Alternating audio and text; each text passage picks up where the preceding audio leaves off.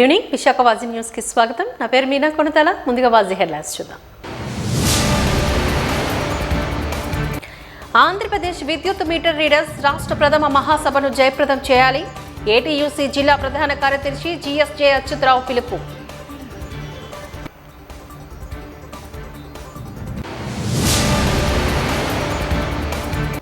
రాజ్యాంగ ఆవిష్కృత ప్రాధాన్యతను తెలుసుకునే దిశగా అవగాహన కల్పించాలి. ఐడీజేఎన్ ఆధ్వర్యంలో నిర్వహించిన సదస్సులో ప్రముఖుల వెల్లడి.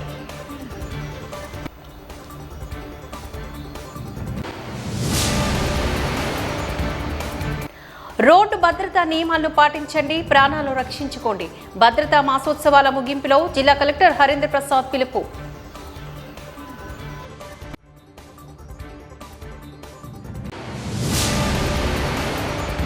ఇక డీటెయిల్స్ చూద్దాం.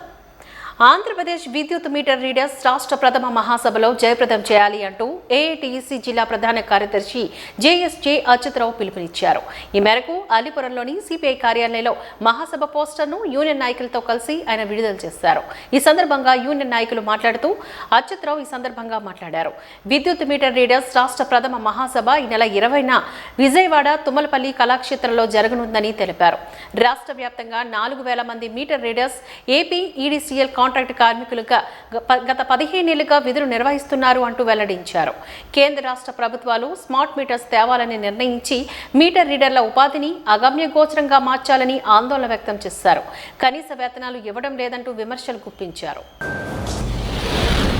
ఫిబ్రవరి 20వ తారీఖున విజయవాడ మహానగరంలో ఆంధ్రప్రదేశ్ రాష్ట్ర విద్యుత్ మీటర్ రీడర్ల ప్రథమ మహాసభ జరుగుతున్న సందర్భంగా ఇవాళ గోడపత్రికని విశాఖలో రిలీజ్ చేశాం. నా పేరు జిఎస్జే అచ్యుతరావు, ఏఐటీసీ జిల్లా ప్రధాన కార్యదర్శి, ఈ సంఘ గౌరవ అధ్యక్షుడిని. మన్మథరావు, ఏఐటీసీ విశాఖ జిల్లా ప్రెసిడెంటు. విద్యుత్ మీటర్ల రాష్ట్ర ప్రెసిడెంట్ రామకృష్ణ గారు, వర్కింగ్ ప్రెసిడెంట్ శివారెడ్డి, విశాఖ జిల్లా ప్రెసిడెంట్ క్రాంతి ఈ విలేకరుల సమావేశంలో పాల్గొన్నవారు. ముఖ్యంగా మీటర్ రీడర్స్ దైనందిక సమస్యల మీద గత 10 ఏళ్లుగా అనేక పోరాటాలు నిర్వహిస్తున్న ఏఐటీసీ నాయకత్వాన ఈ మీటర్ రీడర్స్కి ఈ రాష్ట్రంలో ఒకే ఒక ఏకైక యూనియన్ ఏఐటీసీ రాష్ట్ర వ్యాప్త యూనియన్ ఉంది. ఇందులో 4,000 మంది సభ్యులు ఉన్నారు. వీరందరూ కాంట్రాక్ట్ వర్కర్స్గానే పనిచేస్తున్నారు. దురదృష్టం ఏమిటంటే గత ప్రభుత్వం జగన్మోహన్ రెడ్డి కానీ, నేటి ప్రభుత్వం చంద్రబాబు నాయుడు కానీ ఈ స్మార్ట్ మీటర్లని తీసుకురావడం వల్ల స్మార్ట్ మీటర్లు వస్తే ఈ 4,000 మంది కూడా నిరుద్యోగులు అవుతారు. వీరు గత 15 ఏళ్ల బట్టి కాంట్రాక్ట్ పద్ధతిలో మీటర్ రీడర్స్గా పనిచేస్తున్నారు. వయసు కూడా 30-35 ఏళ్ళు దాటిపోయాయి అందరికీ. ఈ రోజున వీళ్ళని నడి రోడ్డు మీదకి తీసే ప్రయత్నం కేంద్ర రాష్ట్ర ప్రభుత్వాలు చేస్తున్నాయి. స్మార్ట్ మీటర్స్కి వామపక్ష ట్రేడ్ యూనియన్లు, వామపక్ష పార్టీలు వ్యతిరేకిస్తున్నాయి. ఎందుకు వ్యతిరేకిస్తున్నామంటే కొన్ని దేశాల్లో జనాలు ఉండరు. అటువంటి దగ్గర స్మార్ట్ మీటర్లు పెట్టాలి తప్ప భారతదేశం అధిక జనాభా కలిగి నిరుద్యోగ సమస్యతో కుట్టుమిట్టాడుతున్నటువంటి భారతదేశంలో ఇటువంటి స్మార్ట్ మీటర్లు రావడం వల్ల ఈ రాష్ట్రంలో 4,000 మంది నిరుద్యోగులై రోడ్డు మీదకి వచ్చే పరిస్థితి ఉంది. ఒక పక్క నరేంద్ర మోడీ చెప్తున్నాడు 2026 మార్చి నాటికి ఈ దేశంలో తీవ్రవాదాన్ని అణిచివేస్తామని. నీ జేజమ్మ కూడా అణిచివేయలేదు. ఎందుకంటే తీవ్రవాదానికి కారణం కార్మికులు, ప్రజలు, రైతాంగ సమస్యల పరిష్కారం చేయకుండా నువ్వు ఈ దేశంలో తీవ్రవాదాన్ని పరిష్కరిస్తావు, తీవ్రవాదాన్ని తుదిముట్టిస్తావు అన్నది కళ. ఒక పక్క ఉద్యోగాలు లేక నిరుద్యోగులు రోడ్డు ఎక్కుతుంటే ఉద్యోగులను కూడా రోడ్డు ఎక్కించే పరిస్థితి. ఈ మీటర్ రీడర్స్ 4,000 మంది ఏమవ్వాలి రేపు స్మార్ట్ మీటర్లు వస్తే? కాబట్టి మేము డిమాండ్ చేస్తుంది ఏంటంటే ఈ 4,000 మందిని కూడా ఈపీడీఎస్ఎల్ మీ సంస్థలోనే వేరే ఉద్యోగ భద్రత కల్పించాలి. మినిమం వేతనం 35,000 రూపాయలు ఇవ్వాలి. ప్రావిడెంట్ ఫండ్కి సౌకర్యం కల్పించాలి, ఈఎస్ఐ కల్పించాలి. ఎటువంటి సౌకర్యాలు లేకుండా నామమాత్రంగా ఒక మీటర్ రీడింగ్ చేస్తే మన విశాఖ నగరంలో ₹3.46 ఇస్తున్నారు. ట్రైబల్ ఏరియాలో అయితే ₹3.60 ఇస్తున్నారు. సుమారు మీరు లెక్కేయండి, 4,000 మీటర్ల కన్నా అది అతి ఎక్కువ. 4,000 మీటర్లు తెస్తే 12,000 జీతం వస్తుంది. 12,000తో ఈ నగరంలో బతకడం అంత సులభమా? కాబట్టి ప్రభుత్వాలు పునరాలోచించాలా.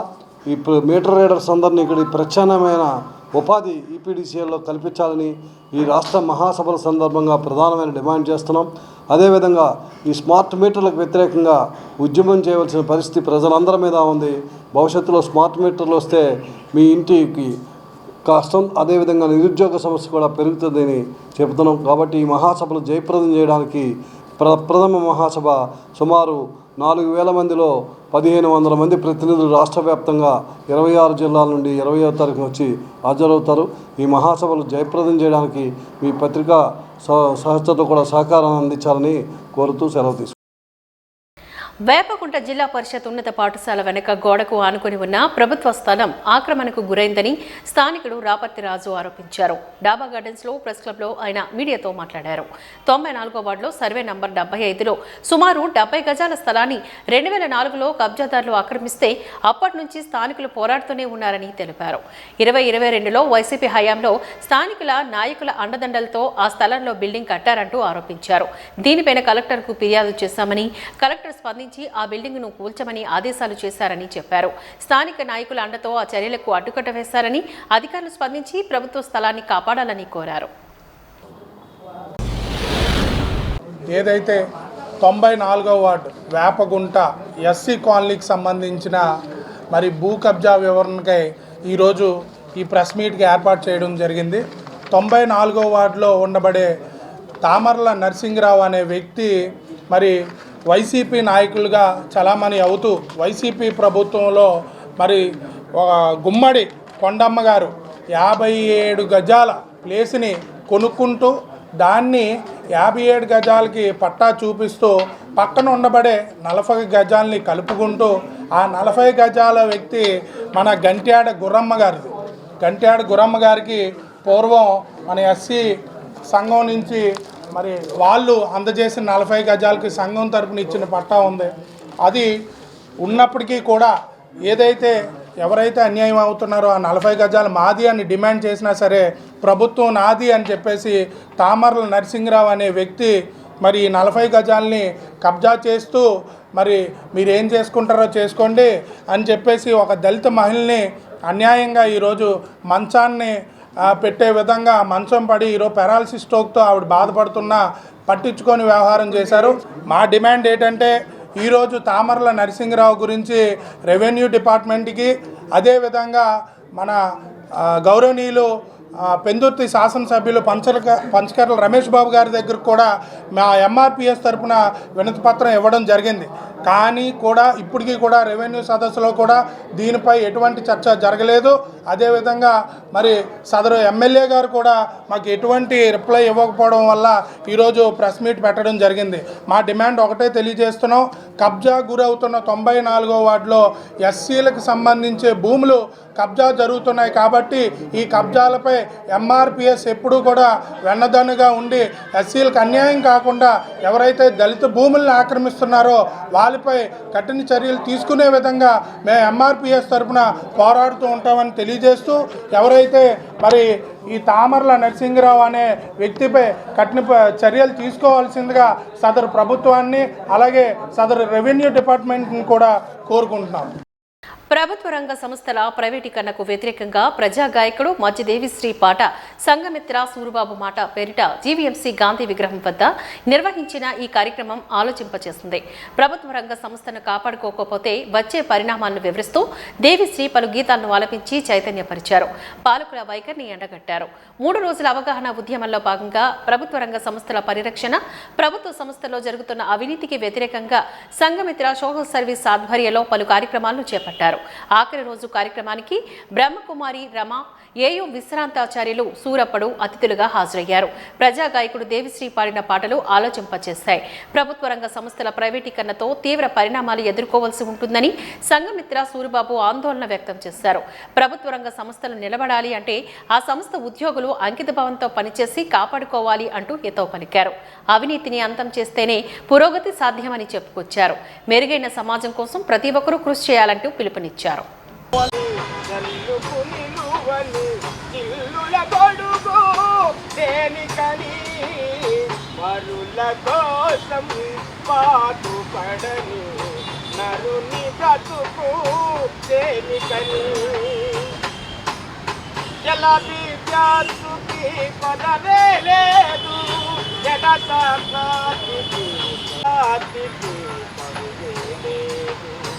అవసరానికి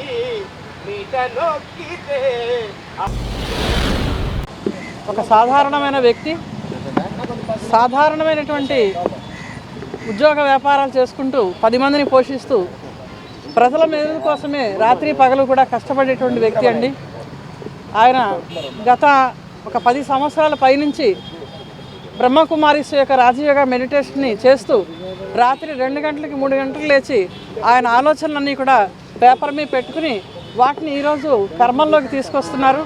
ప్రజలందరికీ కూడా ముందు ప్రభుత్వం కాదు మేలుకోవాల్సింది, ముందు ప్రజలు మేలుకోవాలి. ప్రజలకి అవగాహన వచ్చిందనుకోండి, అప్పుడు ఎవరి బాధ్యత వాళ్ళు స్వయంగా చేసుకుంటారు.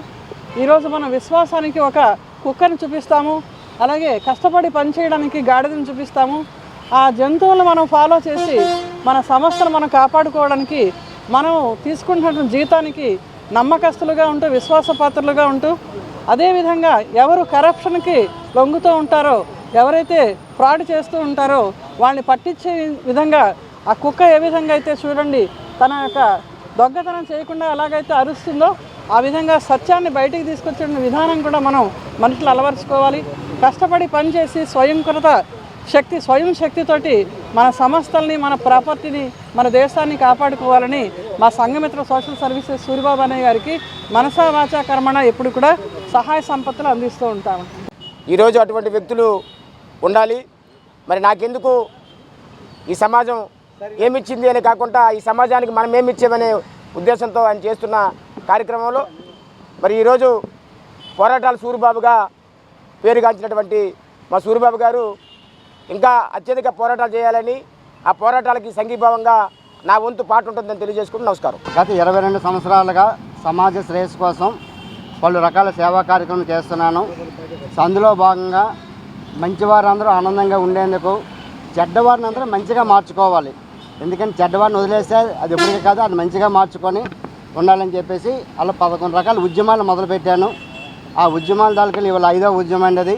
ఈ ఉద్యమం ఏంటంటే ప్రభుత్వ రంగ సంస్థలు ప్రైవేటీకరణ ఎందుకు అవుతున్నాయి, వాటికి కారణాలు ఏమిటి, వాళ్ళని ఉద్యోగస్తుల్లోని ప్రజల్లోని అటు ప్రభుత్వాలకి మొత్తం అందరికీ కలిపి అవగాహన కలిగించడానికని ఈ కార్యక్రమం పెట్టామన్నది. ఒక ప్రభుత్వ సంస్థ ఎప్పుడూ ఒక ఉమ్మడి కుటుంబం లాంటిదండి. ఆ ఉమ్మడి కుటుంబం అన్నది ఏంటంటే ఎప్పుడు అందరూ కష్టపడి అందరూ సౌమ్యంగా ఉంటేనే ఆ కుటుంబం నిలుస్తుంది, జీవితాంతం తరతరాలు ఉంటుంది. అలాగే ఆ కుటుంబంలో నుంచి ఒక 2-3 కష్టపడి మిగతా వాళ్ళందరూ తిని ఆ ధనాన్ని వృధా చేస్తే అది డెఫినెట్గా అది వీధిని పడుతుంది. అలాగే ప్రతి ప్రభుత్వ సంస్థ కూడా ఒక ఉమ్మడి కుటుంబం లాంటిదే. ఆ ఉమ్మడి కుటుంబం లాంటిది ఏంటంటే ఈ ప్రభుత్వ సంస్థలోనే కొందరు పని చేస్తున్నారు, మిగతా వాళ్ళు పని చేయకుండానే ఆ జీతాలు తీసుకుంటున్నారు. దానికి మెయిన్ మొదటి కారణము. రెండోది ఆ సంస్థలోని అద్దెదారులు పందికొక్కల్లాగా మొత్తం సంస్థల సంపదని అడ్డదారిలో తినేస్తున్నారు. ఆ సంపదను రోజు ఒక కొండ నియమించి కొంచేసి రోజుకో చిన్న ముఖం తీసేస్తే కొండ బండయించి మొత్తం ఏమీ లేకుండా అయిపోతుంది. అలా కాకుండా అలాంటి సంస్థలో ఉన్న అక్రమాలని ఆ సంస్థ వాళ్ళే పట్టుకోవాలి. అలాగే ఆ సంస్థలో ఏంటంటే ఎవరైనా విశ్వాసంగా ఉండాలండి. నేను బాగా పనిచేస్తున్నాను, మిగతా వాళ్ళు నాకు సంబంధం లేదు, మిగతా వాళ్ళు ఎలా పోయినా పర్లేదు, నా జీతం నాకు వస్తుంది నాకు అనేసి అలా ఉండకూడదండి. విశ్వాసంగా ఉండాలి కంపెనీకి. అలాగే ఎవరినైనా ఇలా అక్రమాలుగా చేస్తే వాళ్ళు పట్టుకొని ఇది అవ్వాలి. డాక్టర్ బిఆర్ అంబేద్కర్ రచించిన భారత రాజ్యాంగ ప్రాధాన్యతను తెలుసుకుని ప్రజాప్రతినిధులు ప్రజలు వ్యవహరించాల్సిన ఆవశ్యకత ఉందని పలువురు జర్నలిస్టులు అభిప్రాయపడ్డారు. International Dalit journalist network AP chapter ఆధ్వర్యంలోని రామడాకిస్తరి అంబేద్కర్ భవన్లో sanctity and protection of India constitution అనే అంశంపైన సెమినార్ను నిర్వహించారు. ఈ సందర్భంగా పలువురు జర్నలిస్టులు మాట్లాడుతూ పత్రికా స్వేచ్ఛను, భావ వ్యక్తీకరణ స్వేచ్ఛను కాపాడుకునేందుకు రాజ్యాంగం ఎన్నో హక్కులను కల్పించిందని తెలిపారు. నాయకుడు నుంచి సామాన్య ప్రజల వరకు నేడు ఆ హక్కును కోల్పోతున్న సందర్భాలను చూపిస్తున్నట్టు వెల్లడించారు. నేడు పెట్టుబడిదారీ వ్యవస్థలో రాజ్యాంగ ఆవిష్కత దాన్ని పరిరక్షించుకోవాల్సిన బాధ్యత ప్రతి ఒక్కరిపై ఉంది అంటూ పిలుపునిచ్చారు. ఈ అంశంపైన యువతలోనూ విద్యార్థుల్లోనూ అవగాహన కల్పించే దిశగా విస్తృత కార్యక్రమాలు చేపట్టాల్సిన బాధ్యత ఉందంటూ స్పష్టం చేశారు. అప్పుడే లౌకిక ప్రజాస్వామిక దేశ రక్షణ, రాజ్యాంగ ఫలాలను అందరికీ దక్కే అవకాశాలు ఉన్నాయి అంటూ చెప్పుకొచ్చారు. మన విశాఖపట్నంలోని మీరు ప్రశ్నించే విధంగా మన భారత రాజ్యాంగం అనేది ఇప్పుడు మన భూమిలోని సత్యానిగా రాసిన కేంద్రంలో ఇది ఒక రక్షణ కవచం, మన ప్రజలకు రక్షణ కవచం. రాజ్యాంగం అనేది. రాజ్యాంగం రక్షణ కవచం. మన చుట్టుపక్కల దేశాలు నేపాల్, శ్రీలంక, ఈ దేశాలన్నీ కూడాను వాటి రాజ్యాంగాన్ని చాలాసార్లు మార్చుకున్నాయి, పాకిస్తాన్ అన్నీ కూడా. కానీ మన భారత రాజ్యాంగం 75 సంవత్సరాల కూడా ఇంకా రాజ్యాంగం ఇంకా ప్రజాస్వామ్య పరిరక్షణ కోసము, మన హక్కుల కోసము, మనందరి కోసం అది ఉంది అనేటువంటి సంతోషంతో మనందరూ ఈరోజు ఉన్నాము. ఇటువంటి రాజ్యాంగాన్ని పరిరక్షించుకునే బాధ్యత ప్రబలమైనటువంటి పౌరులైనటువంటి మనది, అదేవిధంగా ప్రభుత్వాలది, న్యాయ వ్యవస్థ. ముఖ్యంగా ఈ మధ్యకాలంలో చాలాసార్లు జ్ఞానంతా కూడా రాజ్యాంగం అనేది చాలా కాలం అయిపోయింది కనుక అది మార్చాలా అనే డిబేట్ అనేది జరుగుతుంది. ఇప్పుడు కాలానుగుణంగా సవరణ అనేవి జరుగుతున్నాయి. ఇప్పటివరకు 100 సవరణ జరిగాయి కాన్స్టిట్యూషన్ కానీ. కాలానుగుణంగా అమెండ్మెంట్ జరుగుతున్నాయి అంతా కూడా. కానీ మన ఇండియన్ కాన్స్టిట్యూషన్ ప్రకారం మనకి ఆర్టికల్ 15(4) కానీ, లేకపోతే ఆర్టికల్ 17 కానీ, అదేవిధంగా మనకి ఆర్టికల్ 46 కానీ, ఇవన్నీ కూడా ఏంటంటే ఎస్సీలకు సంబంధించి విద్యా ప్రోత్సాహాలు కానీ, ఉద్యోగ ప్రోత్సాహాలు కానీ, అంతర్జాతీయ ఉద్యోగులు కానీ, అదేవిధంగా పౌరుల హక్కుల గురించి కానీ, ఇవన్నీ కూడా మన భారత రాజ్యాంగంలో పొందుపరచబడ్డాయి. అయితే ఇవన్నీ అందరికీ అందాయ ఫలాలంటే అందాయి అనేది అందాయని చెప్పలేము. ఎందుకంటే ఇప్పుడు మనం ఉన్నటువంటి టౌన్లో మనం అన్ని చూస్తాం, కానీ గ్రామాల్లో అంబేద్కర్ యొక్క ఆలోచన విధానం కావాలి అని చెప్పడం కోసమే మనం జై భీమ్ అన్నది మనం కలిసిన ప్రతిసారి చెప్పుకోవాలన్నది ఒక నియమంగా మనం పెట్టుకున్నాం. అది చాలా మందికి అర్థమై ఉండకపోవచ్చు, దాన్ని చెప్పవలసిన బాధ్యత కూడా మన అందరిపైన ఉంది. సో ముఖ్యంగా ఈరోజు చెప్పినటువంటి necessity and protection of Indian constitution. So first of all when we have to discuss about the constitution, అంటే అసలు నెసెసిటీ ఆఫ్ ద కాన్స్టిట్యూషన్ మనకు అర్థం అవ్వాలి. కాన్స్టిట్యూషన్ ఇంపార్టెన్స్ ఏంటి, దాని ఆవశ్యకత ఏంటి అని మనం తెలుసుకోవాలి. అంటే దాని హిస్టరీ కనుక మనం ఖచ్చితంగా చూడాలి. అంబేద్కరే చెప్తారు, హిస్టరీ లేకపోతే హిస్టరీ మర్చిపోయిన వాడికి భవిష్యత్తు లేదు వచ్చింది. హిస్టరీని మనం ఎప్పుడు మర్చిపోకూడదు. ఎందుకంటే ఈ రాజ్యాంగం ఏర్పాటు చేయబడడానికి ఉన్నటువంటి పరిస్థితులు మనకి బలమైనటువంటి, దృఢమైనటువంటి, చాలా అద్భుతమైనటువంటి రాజ్యాంగాన్ని ఇచ్చినాయని చెప్పొచ్చు. ఎట్లాంటి పరిస్థితుల నుంచి తీసుకొని వచ్చారంటే it's not a simple task. So he stride a lot for giving a beautiful constitution. So because of that ఆయన వెనకాల ఉన్నటువంటి స్ట్రగుల్ ఉంది, వల్నరబుల్ గ్రూప్స్ చూసినటువంటి ఆ యొక్క అస్పృశ్యత ఉంది, మరి అనేకమైనటువంటి పేదరిక పరిస్థితులు ఉన్నాయి. ఇవన్నీ ఆయన చూశారు కాబట్టి దాన్ని ఎక్స్పీరియన్స్ చేసి just he would like to prepare a good constitution, good law. So law ఎప్పుడు కూడా అంటే కాన్స్టిట్యూషన్ ఎప్పుడు కూడా, ఎస్పెషల్లీ ఇండియన్ కాన్స్టిట్యూషన్ ఈరోజు అందరూ చెప్పుకున్నాం, మన ముందు వస్తువులంతా చెప్పారు 75 years మనం కంప్లీట్ చేసుకున్నామంటే అది చిన్న విషయం కాదు. ఆ 75 years కంప్లీట్ చేసుకొని ఇంకా రానున్న రోజుల్లో ఎట్లాంటి ఫలితాలను మనం తీసుకోవాలంటే ఈరోజు ఒక సెమినార్ పెట్టుకున్నామంటే ఖచ్చితంగా ఒక ప్రమాదంలో ఉంది అన్నటువంటి విషయాన్ని మనం అందరం గ్రహించాలి.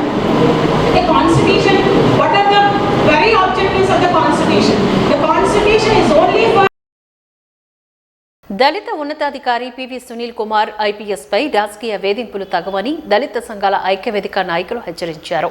రాజకీయ అవసరాల కోసం, మనుగడ కోసం దళిత సీనియర్ ఐపీఎస్ అధికారిని టార్గెట్ చేసుకుని నివేదించడం మంచిది కాదు అనే ఆలోచన విధానాన్ని మార్చుకోవాలని హితవు పలుకుతూ నేడు రామటక్కీస్ అంబేద్కర్ భవన్లో విలేకరుల సమావేశాన్ని నిర్వహించారు. ఈ సందర్భంగా కుల విమోచన సమితి నాయకులు బి వెంకట్రావు, భీమసేన నాయకులు doctor Rajendra Prasad, Ambedkar Bhavan secretary YV Prabhakar, senior దళిత నాయకులు ఎస్ సుధాకర్, వేమన తదితరులు ఈ సమావేశంలో పాల్గొని మాట్లాడారు. ఈ సందర్భంగా వారు మాట్లాడుతూ ఉన్నతాధికారులు రాజ్యాంగం ప్రకారమే నేర్చుకుంటున్నారని, ఎవరి అవసరాల కోసం దృక్పథాన్ని మార్చుకోరంటూ స్పష్టం చేశారు. ప్రభుత్వాల మారాక నిజాయితీ చట్టంపై అవగాహన ఉన్న పివి సునీల్ కుమార్ను రాజకీయ వేధింపులకు గురి చేయడం యావత్ దళిత సమాజం జీర్ణించుకోలేకపోతుందని ఆరోపించారు. ఇప్పటికైనా ప్రభుత్వం తన వైఖరిని మార్చుకోకపోతే ఉద్యమిస్తాము అంటూ హెచ్చరించారు. కూటమి ప్రభుత్వం వచ్చిన తర్వాత షెడ్యూల్ క్యాస్ట్, షెడ్యూల్ ట్రైబ్ సంబంధించినటువంటి వ్యక్తుల మీద దాడులు కానీ, అన్యాయాలు కానీ జరుగుతున్నాయి. గత ప్రభుత్వంలో అప్పటి వరకు ఉన్నటువంటి 27 పథకాలు, షెడ్యూల్ క్యాస్ట్, షెడ్యూల్ పథకాలని ఆ ప్రభుత్వం తీసేసి మమ్మల్ని అన్యాయం చేసింది. రెడ్డి కార్పొరేషన్ ఉంది, కమ్మ కార్పొరేషన్ ఉంది, కాపు కార్పొరేషన్ ఉంది, వెలమ కార్పొరేషన్ ఉంది. ఈ రాష్ట్రంలో పెట్టారు గత ప్రభుత్వం వచ్చినప్పుడు. వాళ్ళు ఈ స్టేట్లో ఫార్వర్డ్ కమ్యూనిటీ లిస్టులో ఉన్నారు. అంటే వాళ్ళు బాగా డెవలప్ అయ్యే ఉద్దేశంతోనే సామాజికంగా, ఆర్థికంగా ఆ 4 కులాలు డెవలప్ అయ్యాయని వాళ్ళని ఫార్వర్డ్ కమ్యూనిటీలో పెట్టారు. అటువంటి కార్పొరేషన్లకి గత ప్రభుత్వం 2,000 కోట్లు, 1,500 కోట్లు, 2,500 కోట్లు పెట్టాయి. అంటే ఆ కమ్యూనిటీని డెవలప్ చేయమని ఆ కార్పొరేషన్ ద్వారా. అప్పటి వరకు ఈ రాష్ట్రంలో ఎగ్జిస్టెన్స్లో ఉన్నటువంటి షెడ్యూల్ క్యాస్ట్ కార్పొరేషన్ అంటే ఎస్సీ కార్పొరేషన్ నిర్వీర్యం చేశారు ఆ ప్రభుత్వ చీఫ్ మినిస్టర్ గారు. మాల కార్పొరేషను, మాది కార్పొరేషను, రెల్లి కార్పొరేషన్ పెట్టి 0 కోట్లు అంటే ₹1 కూడా ఆయన అలాట్ చేయలేదు. పివి సునీల్ కుమార్ గారు పేరుని ఒక రాజకీయ నాయకులు ప్రముఖంగా ప్రస్తావిస్తూ ఉన్నారు. తులసిబాబుని అరెస్ట్ చేసిన తర్వాత అతని పోలీసు ఇంటరాగేషన్ కూడా నడుస్తున్న క్రమంలో, కోర్టులో కేసు ఉన్న క్రమంలో సునీల్ కుమార్ని మీరు అరెస్ట్ చేయరా అని చెప్పి ప్రభుత్వంలో భాగస్వామిగా ఉన్నటువంటి డిప్యూటీ స్పీకరు మాట్లాడుతూ ఉన్నారు. వారు డిప్యూటీ స్పీకర్గా అంటే మంత్రి హోదాలో ఈ ప్రభుత్వంలో నేను భాగస్వామిగా ఉండి ఎవరికీ వ్యతిరేకంగా కానీ లేదా అనుకూలంగా కానీ ఉండకుండా నిష్పక్షపాతంగా ఉంటారని ప్రమాణం చేసినటువంటి హోదాలో, రాజ్యాంగపరమైనటువంటి హోదాలో ఉన్నటువంటి పెద్ద మనిషి ఒక ఐపీఎస్ అధికారిని టార్గెట్ చేస్తూ అతన్ని ఎప్పుడు అరెస్ట్ చేస్తారని చెప్పి ప్రభుత్వంలో ఉండి ప్రభుత్వాన్ని ఆయన ప్రశ్నిస్తూ ఉన్నారు. ఇది ఐపీఎస్ సునీల్ కుమార్ అని ఆయన అంబేద్కర్ భావజాలాన్ని దళితుల్లో పెంపొందించడం కోసం పనిచేస్తున్నాడు అనేటువంటి అక్కసు, ఆయన చేసినటువంటి నేరం అంటూ ఏమీ లేదు. ఇంకా ఏమైనా ఉంటే చట్టపరంగా మీరు ఉంటే తీసుకోవచ్చు, కానీ నేరాలు ఉన్నటువంటి అధికారులను మాత్రం ఏమీ మాట్లాడరు. నిన్న పత్రికల్లో ఒక వార్త వచ్చింది. ఈస్టర్న్ పవర్ గ్రిడ్ కార్పొరేషన్ నుంచి వెళ్ళినటువంటి ఒక ఆయన సిఎండి గారు, సంతోష్ రావు గారు ఐఏఎస్, ఆయన షిరిడి సాయి ఎలక్ట్రికల్ వారికి స్పేర్ పార్ట్ నిమిత్తం అవసరం లేని దానికి 200 కోట్ల రూపాయలు ఎలా చెల్లించారని చెప్పి పత్రిక రాశారు. ఆయన మీద యాక్షన్ ఉండదు. కాకినాడలో వీధి సుబ్రహ్మణ్యాన్ని అనంతబాబు హత్య చేస్తే ఆ అనంతబాబు కేసుని మాఫీ చేయడం కోసం కేవలం అతను ఒక్కడి మీదే కేసు పెట్టి షార్ట్ షీట్ని కరెక్ట్గా రాయకుండా, ఇతర నిందితులను చేర్చకుండా, మిగిలిన నిందితులను కాపాడే నిమిత్తం షార్ట్ షీట్ తయారు చేయడానికి కీలక భూమి వహించినటువంటి అప్పుడున్నటువంటి ఆ జిల్లా ఐపీఎస్ అధికారి జోలికి వెళ్ళరు. ఆయన వేరే అగ్రకులస్తుడు కాబట్టి. ఎలక్షన్ నోటిఫికేషన్ వచ్చిన తర్వాత మే 2వ తారీఖు, ఏప్రిల్ నుండి మే 13వ తారీఖు మధ్యలో చాలామంది బదిలీ అయినటువంటి అధికారుల్లో, మొదటి విడతలో బదిలీ అయినటువంటి 8 మంది అధికారుల్లో 4 దళిత అధికారులు ఉన్నారు. ఈ విశాఖపట్నం జిల్లాలో జీవీఎంసీ కార్పొరేషన్కి వరుసగా వచ్చినటువంటి 3 కమిషనర్లు 1 సంవత్సరం కూడా ఉండకుండా 3 బదిలీ చేసిన ప్రభుత్వం. ఆ ప్రభుత్వం, ఈ ప్రభుత్వం కూడా. రక్తదానంతో మరొకరికి ప్రాణదానం చేయాలనే సదుద్దేశంతో వాసవి క్లబ్స్ ఇంటర్నేషనల్ ఆధ్వర్యంలో మెగా బ్లడ్ డొనేషన్ క్యాంపును నేడు ప్రారంభించినట్లుగా నిర్వాహకులు సాయి నిర్మల, తమన్నా, అమర్నాథ్, చెరకు కృష్ణ తదితరులు ఈ కార్యక్రమంలో పేర్కొన్నారు. బీవీకే కాలేజ్ పబ్లిక్ లైబ్రరీలో నిర్వహించిన మెగా బ్లడ్ డొనేషన్ క్యాంపు వివరాలను వెల్లడిస్తూ నిర్వాహకులు మీడియాతో మాట్లాడారు. ఈ సందర్భంగా వారు మాట్లాడుతూ సమాజహితమే లక్ష్యంగా, సేవే పరిమితిగా వాసవి క్లబ్స్ ఇంటర్నేషనల్ అనేక కార్యక్రమాలు చేపడుతూ వస్తుంది అంటూ తెలిపారు. అందులో భాగంగా నేడు మెగా బ్లడ్ డొనేషన్ క్యాంపును నిర్వహించాము అంటూ వెల్లడించారు. అనూహ్య రీతిలో యువత, విద్యార్థులు బ్లడ్ డొనేషన్ క్యాంపులో పాల్గొని స్వచ్ఛందంగా రక్తదానం చేయడానికి ముందుకు వచ్చినందుకు ఆనందాన్ని వ్యక్తం చేశారు.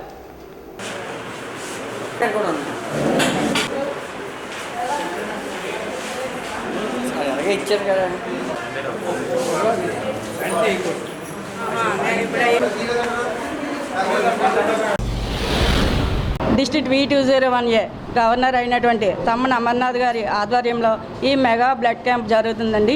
ఈ 1000 యూనిట్స్ ఇద్దామని ఉద్దేశంతో ఈ ప్రోగ్రామ్ చేయడం జరుగుతుంది.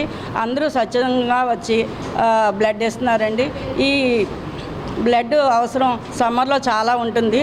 అందరికీ ఇద్దామనే ఉద్దేశంతో ఈ సంకల్పం తీసుకున్నారండి. ఇది తగరపాల్స, భీమిలి, మురళీనగర్ ఇలాగా 20 సెంటర్లో పెట్టారండి.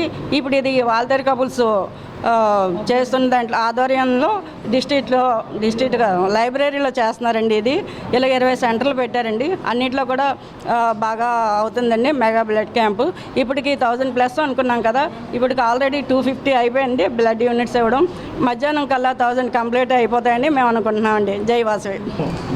Vasavi club international Navnirman coach DVS రామారావుని మాట్లాడుతున్నాను. వాసవి క్లబ్ ఇంటర్నేషనల్ అండర్లో ఉన్నటువంటి డిస్ట్రిక్ట్ V201Aలో జరుగుతున్నటువంటి మెగా బ్లడ్ బ్యాంక్ కార్యక్రమం అండి. ఈరోజు 1000 యూనిట్లు మేము కలెక్ట్ చేసి సమాజానికి అందిద్దామని చెప్పి మా డిస్ట్రిక్ట్ గవర్నర్ తమ్మన అమర్నాథ్ అండి టీము ప్రయత్నం చేస్తున్నాము. దానికి ప్రతిస్పందన బాగా వచ్చిందండి. తగరపల్సన్ నుంచి స్టీల్ ప్లాంట్ వరకు టోటల్గా 20 కేంద్రాలు పెట్టి బ్లడ్ని కలెక్ట్ చేయడం జరుగుతుందండి. ఇప్పటికీ అమ్మారమి 275 యూనిట్లు వచ్చాయండి. మేము సాయంకాలం కల్లా 1000 ఎట్టి పరిస్థితుల్లో క్రాస్ చేసి మేము 1600, 1800 దాకా వెళ్తాదని కూడా అనుకుంటున్నామండి. మేము ఈ కలెక్ట్ చేసినటువంటి బ్లడ్ని బ్లడ్ బ్యాంకులకు ఇవ్వడం జరుగుతుంది. తర్వాత ఎవరికి అవసరం ఉన్న వారికి మేము బ్లడ్ కూడా సహాయం చేస్తాం. వారంతంలో ప్రత్యేకంగా విశాఖలో చాలా కాలం తర్వాత సర్కస్ బ్రదర్స్ నిర్వహిస్తున్నట్లుగా నిర్వాహకులు తెలిపారు. గురజాడ కళాక్షేత్రంలో నేడు రేపు ర్యాంపో సర్కస్ ప్రత్యేక ఆకర్షణగా మారిందని సందర్శకులు తెలిపారు. కాగా 1:40 నిమిషాల పాటు రోజుకు 4 ప్రదర్శనలు నిర్వహిస్తున్నట్లుగా నిర్వాహకులు మీడియాకు వెల్లడించారు. సరికొత్త అంశాలతో పిల్లల్ని పెద్దల్ని సర్కస్ ఎంతగానో ఆకర్షిస్తుందని అనుభవాన్ని వ్యక్తం చేశారు. దేశంలోని ప్రముఖ నగరాల్లో విశేష ఆదరణ పొందిన ప్రదర్శనను విశాఖ ప్రజలను కూడా ఆకర్షిస్తాయని నమ్మకాన్ని వ్యక్తపరిచారు. సృజనాత్మకత, ఉత్కంఠపరమైన వినోదాన్ని అందిస్తున్నట్లుగా తెలిపారు. Ring head balance, bubble show, skating, human slinking, star act, bounce ball, quick change, sky walk, aerial rope తదితర విభిన్న ప్రదర్శనలను వీక్షకులకు ఎంతగానో ఆకట్టుకున్నాయని చెప్పారు. సాంప్రదాయబద్ధంగా వస్తున్న సర్కస్ ప్రదర్శనలు ప్రజలు ఆదరించాలని, తమను ప్రోత్సహించాలని నిర్వాహకులు తెలిపారు.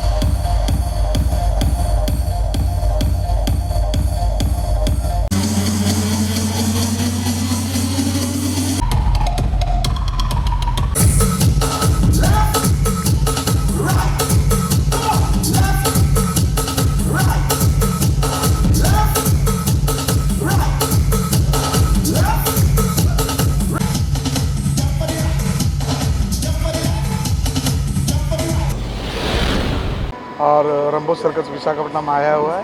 अभी इस बार नए नए एक्ट के साथ आया हुआ, बहुत सारे नए एक्ट है. लिपिंग बोर्ड है, चिपंजी है, स्काई वॉक है, बहुत सारा ऐसे नए एक्ट के साथ आया हुआ. और एकदम फैमिली शो है. आप लोग सब आइए. केवल 2 डेज है, आज और कल, सैटरडे संडे. 4 शो 11 बजे, 1:30 बजे, 4 बजे, 7 बजे. तो प्लीज़ आप लोग आइए, देखिएगा. बहुत अच्छा शो है, बहुत बढ़िया शो है. पिछले साल से भी बेहतरीन एक्ट के साथ आया हुआ है, तो बहुत मज़ा आने वाला है. तो आप लोग सब आइएगा प्लीज़. విశాఖ ఆర్డీఓ శ్రీలేఖ వ్యవహారంపై దళిత మహిళా ప్రజా సంఘాలు, జర్నలిస్టు సంఘాల నేతలు మండిపడ్డారు. కన్వీనర్ కరీంనగర్ లీడర్ప సంపదలో వివి రమణమూర్తికి విశాఖ ఆర్డీఓ శ్రీలేఖ నోటీసులు పంపడాన్ని వారు వ్యతిరేకించారు. ఈ సందర్భంగా ద్వారకానగర్ పౌర గ్రంథాలయంలో ఏర్పాటు చేసిన విలేకరుల సమావేశంలో పలువురు ప్రజా సంఘాల నాయకులు మాట్లాడారు. వాస్తవాలు బయటపెట్టిన పత్రికకు ఆర్డీఓ శ్రీలేఖ నోటీసులు పంపించడం చట్ట విరుద్ధమని ఆరోపించారు. వాస్తవాలను బయటకు తీసుకువస్తామని చెప్పారు. సంపాదకులను నోటీసులతో బెదిరించడం అప్రజాస్వామికమని అన్నారు.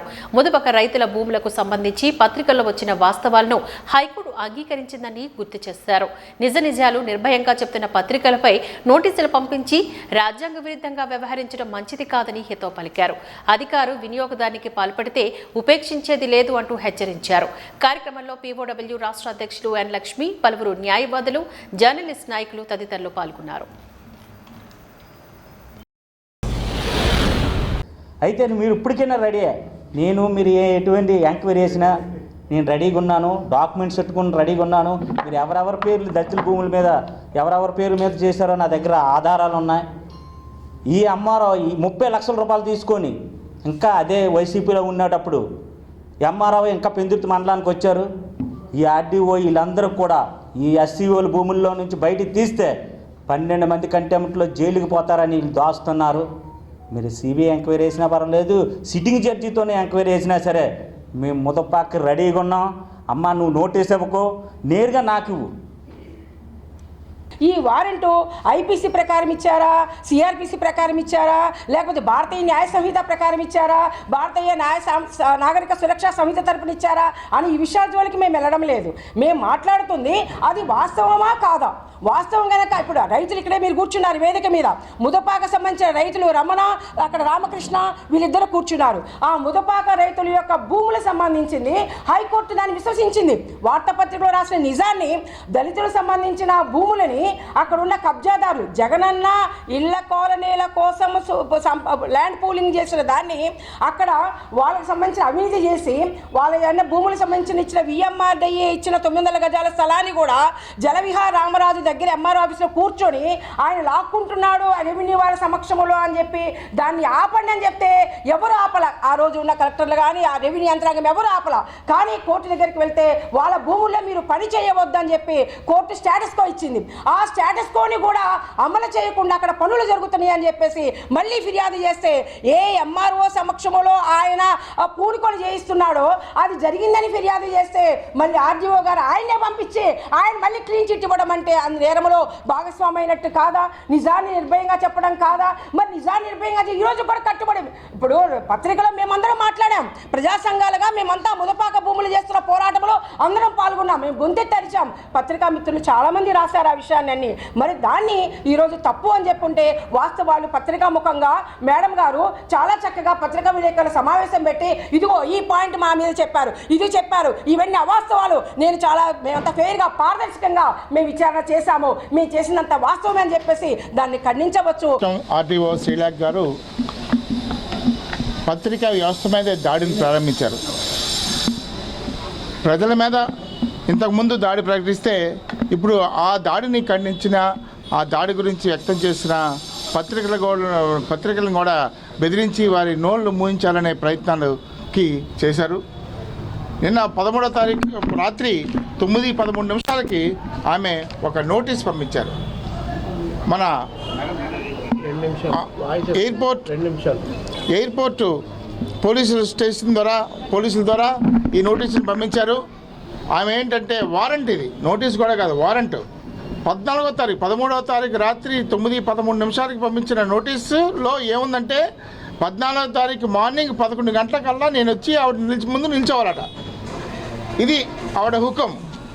అంటే ఆవిడకి ఏ మాత్రం అధికారం లేకుండా లేని అధికారంతో ఒక నోటీసు ఇచ్చి ఇవాళ మీ అక్రిడిటేషన్ రద్దు చేస్తాం, మీ పబ్లికేషన్ని క్యాన్సిల్ చేస్తాం, మీ సర్క్యులేషన్ని జరగనీయకుండా చేస్తాం అని చెప్పి ఈ నోటీసులను కూడా ఇవ్వడం జరిగింది.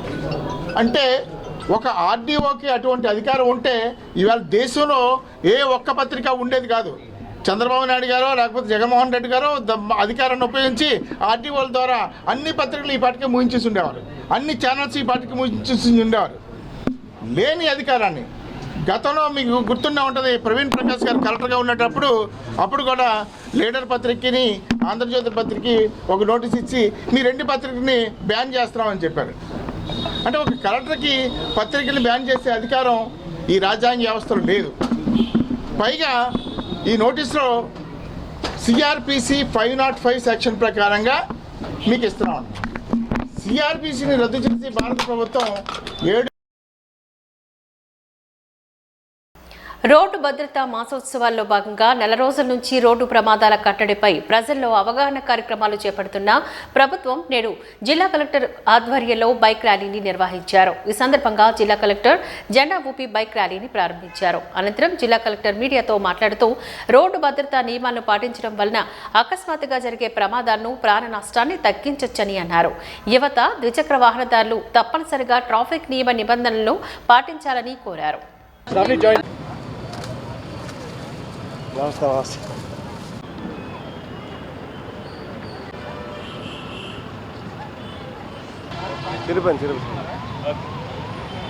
ఓకే సార్, మన ఇటే ఉందా ఆధ్వర్యంలో హెల్మెట్ రాలేదే వెళ్ళిపోకరా.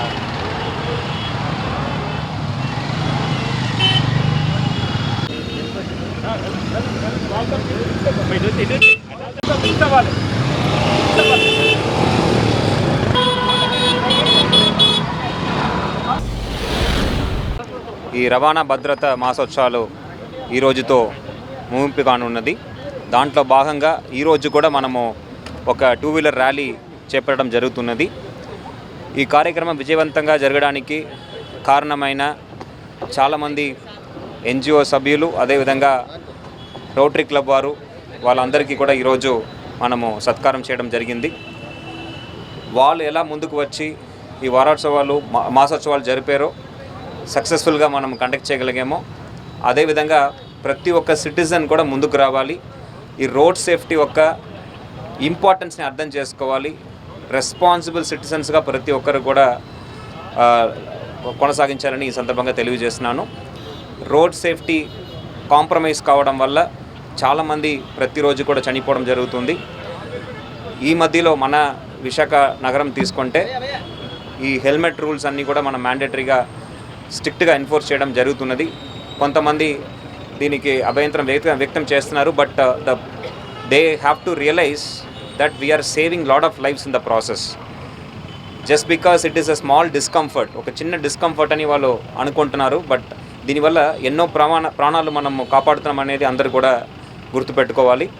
ఈ సందర్భంగా ప్రతి ఒక్క సిటిజన్ కూడా ఒక గుడ్ సమరిటన్గా ప్రవర్తించాలని కోరుతున్నాను. ఈ గుడ్ సమరిటన్ కార్యక్రమం అనేది మనము కేంద్ర ప్రభుత్వం, అదేవిధంగా రాష్ట్ర ప్రభుత్వం చేపట్టడం జరుగుతుంది. దీని ద్వారా సపోజ్ ఒక ప్రమాదంలో ఎవరైనా చిక్కుంటే వాళ్ళని కాపాడిన వ్యక్తిని గుడ్ సమరిటన్గా గుర్తించి వాళ్ళని గౌరవించే విధానం మనం తీసుకురావడం జరిగింది. వాళ్ళకు కేసెస్, పోలీస్ కేసెస్ కానీ ఇటువంటి సమస్య రాదని సందర్భంగా తెలియజేస్తున్నాము. వాళ్ళకి క్యాష్ అవార్డ్స్ కూడా మనము ప్రకటిస్తున్నాము. సో దీన్ని ప్రజలందరూ కూడా దృష్టిలో పెట్టుకొని ఎవరైనా ప్రమాదంలో చిక్కుకుంటే వాళ్ళని త్వరగా దగ్గర ఉన్న హాస్పిటల్లో చేర్చవలసిగా కోరుతున్నాము. అంతేకాకుండా ఎన్టీఆర్ వైద్య సేవ ట్రస్ట్ ద్వారా కూడా మనము ఇలాంటి యాక్సిడెంట్లో ఇబ్బంది పడుతున్న వారికి ఇమీడియట్గా ఫస్ట్ ఎయిడ్, అదేవిధంగా ఇనిషియల్ 24 to 48 hours ట్రీట్మెంట్ అనేది ఆ గోల్డెన్ అవర్లో ఇవ్వడానికి మనము ఉచితంగా కూడా ఈ నెట్వర్క్ హాస్పిటల్స్లో, ఎన్టీఆర్ వైద్య సేవ నెట్వర్క్ హాస్పిటల్స్లో అవకాశం ఉంది. దాన్ని కూడా వినియోగించవలసిగా ఈ సందర్భంగా అందరినీ కూడా తెలియజేస్తున్నాను. జర్నలిస్టులు వారి కుటుంబ సభ్యుల కోసం ప్రతి ఏటా మాదిరిగానే ఈ ఏడాది కూడా మార్చి 28న ఉగాది సంబరాలు నిర్వహిస్తున్నట్లుగా జాతీయ జర్నలిస్టుల సంఘం కార్యదర్శి గంటా శ్రీనిబాబు తెలిపారు. శుక్రవారం ఇక్కడ అకైపాలెం జంక్షన్లో ఓ ప్రైవేట్ హోటల్లో AP working journalist federation, broadcast, small and medium news papers association Visakha unit కార్యవర్గ సమావేశాన్ని నిర్వహించి పలు అంశాలకు సంబంధించి చర్చించారు.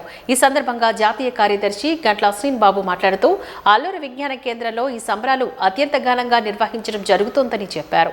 ఆ రోజు ఉదయం అల్పాహారం నుంచి మధ్యాహ్నం విందు వరకు అనేక కార్యక్రమాలు నిర్వహిస్తామని చెప్పారు. సాంస్కృతిక కార్యక్రమాలు, కవి సమ్మేళనం, పంచాంగ శ్రవణం నిర్వహించి పంచాంగ పుస్తకాలు అందజేస్తామని చెప్పారు. లక్కీ డిప్ని ఏర్పాట్లు చేస్తామని, జర్నలిస్టులకు సంబంధించిన పలు సమస్యలు, పథకాలు అమలు కోసం రాష్ట్ర బడ్జెట్ సమావేశంలో నిధులు కేటాయించాలని, జర్నలిస్టులకు తక్షణమే ఇళ్ల స్థలాలు, ఇండ్లు కేటాయించాలని హితవు పలికారు.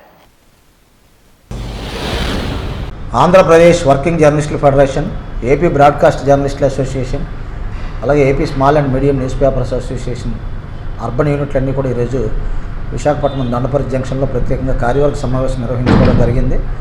మరి ఈ సమావేశంలో ప్రధానంగా మా కార్యవర్గం అంతా కూడా పలు అంశాల మీద సుదీర్ఘంగా చర్చించాం. అందులో ఈ ఏడాదికి సంబంధించిన సభ్యత్వ నమోదు కార్యక్రమంపై అంశాల వారీగా చర్చించాం. సుమారు 650 మంది వర్కింగ్ జర్నలిస్టులు సభ్యత్వ నమోదు చేయించుకున్నారు.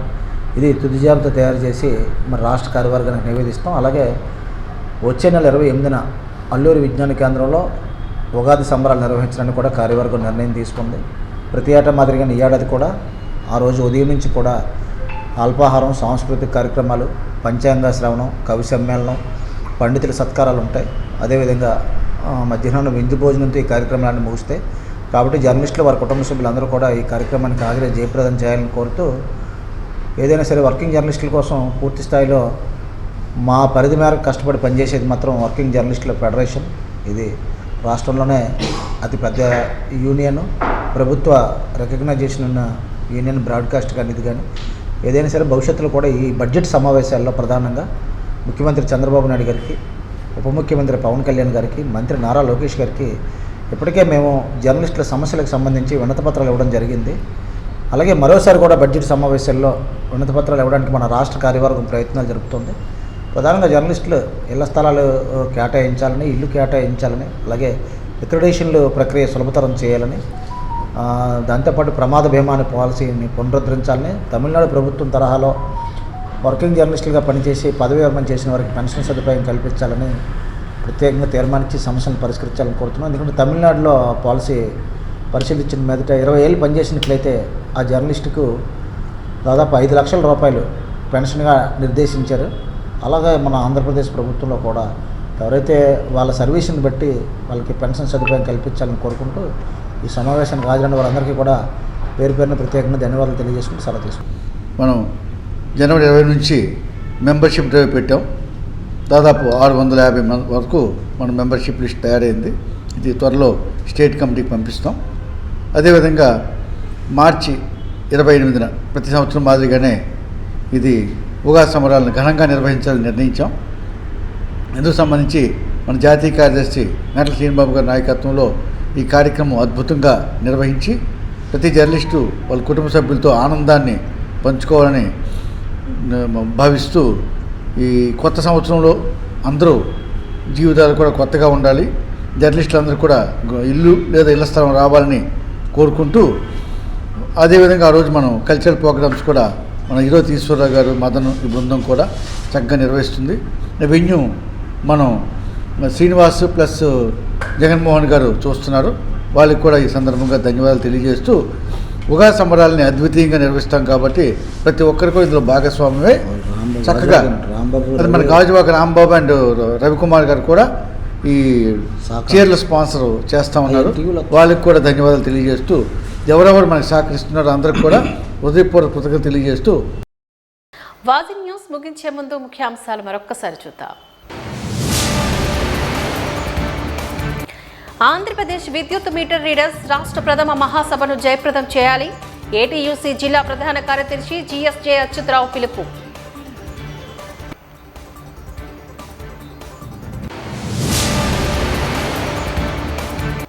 రాజ్యాంగ ఆవిష్కృత ప్రాధాన్యతను తెలుసుకునే దిశగా అవగాహన కల్పించాలి.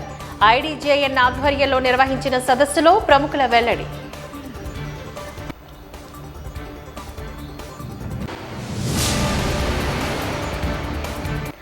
రోడ్డు భద్రతా నియమాలను పాటించండి, ప్రాణాలు రక్షించుకోండి. భద్రతా మాసోత్సవాల ముగింపులో జిల్లా కలెక్టర్ హరీంద్ర ప్రసాద్ పిలుపు.